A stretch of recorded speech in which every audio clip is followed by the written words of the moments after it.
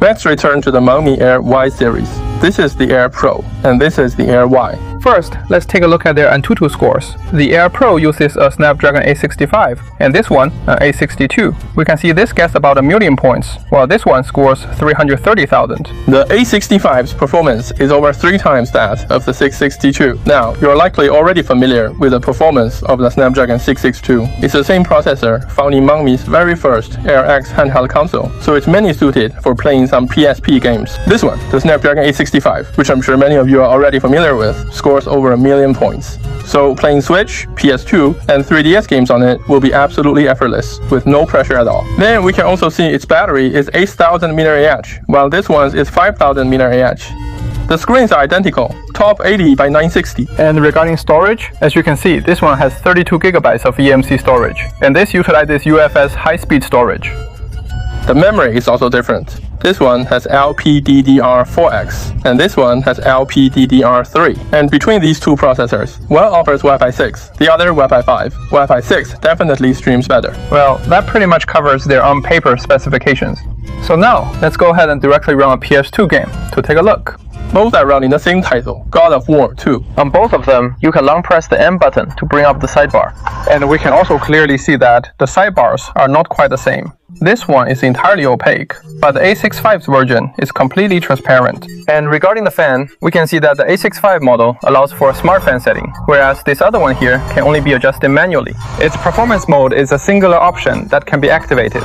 However, this one offers 4 distinct modes for performance: power saving, a balance setting, a dedicated performance mode, and a turbo mode. At the top, FPS, CPU, GPU, fan speed, etc. are all shown. This is the settings menu. Both devices offer identical options, including screen mapping, button layout, turbo function, joystick inversion, ambient lighting, an extended button page, and home button customization features.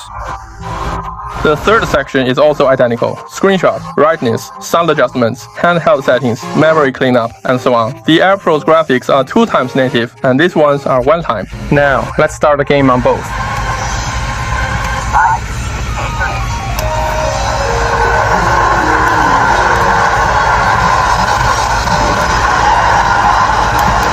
So you can clearly see that the 662 on the right is willing, but simply unable to keep up. The Snapdragon 865 on the left is smooth. Since the fan can't be automatically adjusted, you are stuck doing it manually, and then you have to endure the fan's whining noise. This is quite noticeable on the 662, the Air Y. However, the intelligent fan control on this other model handles it much more effectively. Also, when playing PS2 games, this one doesn't have a right analog stick, so some PS2 games are unplayable. Next, let's examine both devices playing PSP's God of War, focusing on their resolutions. This one is configured for 8x PSP, whereas the other is set to 3x. We'll now observe their performance in action. I'm going to test it out.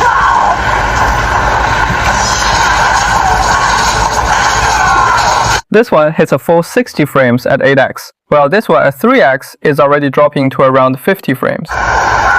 For this one, 2x resolution is best for full FPS in PSP games. The 865 should hit full frames even at 10x. Next up are the 3DS games. The audio crackling is severe. Alright, let's take a look at the actual performance.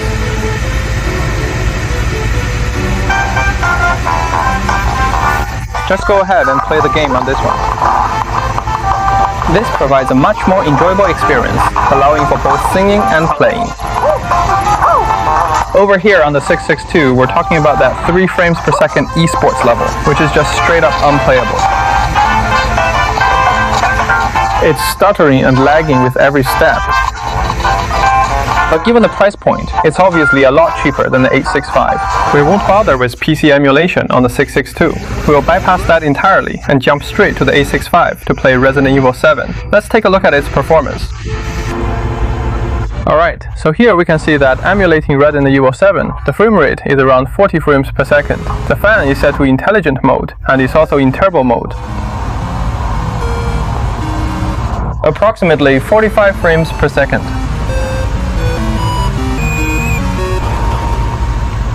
Not bad. This is the normal performance you would expect from the 865. The D-pads on these two are a bit different, as you can see. Let's take a closer look at this particular D-pad. You're able to press the entire thing all the way down.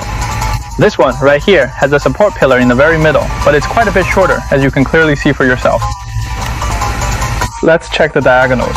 Okay, down left, down right, up left. Press and wiggle it a bit. This one, with the central support, won't register false inputs. Now look at the Air Y, which doesn't have a support pillar. If you wiggle it, the character moves. Regarding D-pad controls, the Air Pro's D-pad offers superior performance compared to the Air Y's. Now, let's try a fighting game to test the D-pad even more thoroughly. Let's first test out the Air Pro to see how it performs. Executing special moves poses absolutely no problem. Let's take a closer look at this now.